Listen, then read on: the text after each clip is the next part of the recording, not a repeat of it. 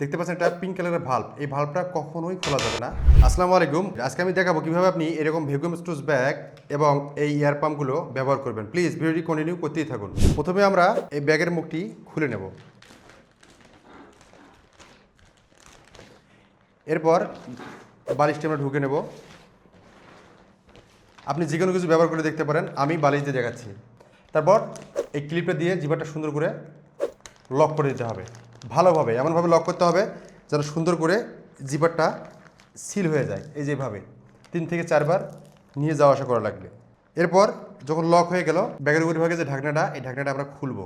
দেখতে পাচ্ছেন একটা পিঙ্ক কালারের ভাল্ব, এই ভাল্বটা যেন এরকম থাকে, এটা অবশ্যই মাথায় রাখতে হবে। এটাতে কখনো হাত দেওয়া যাবে না।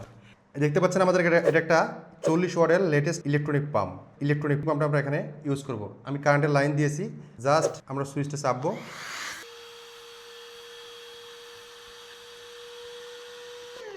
এই যে আমরা সুইচটা অফ করলাম, শেষ।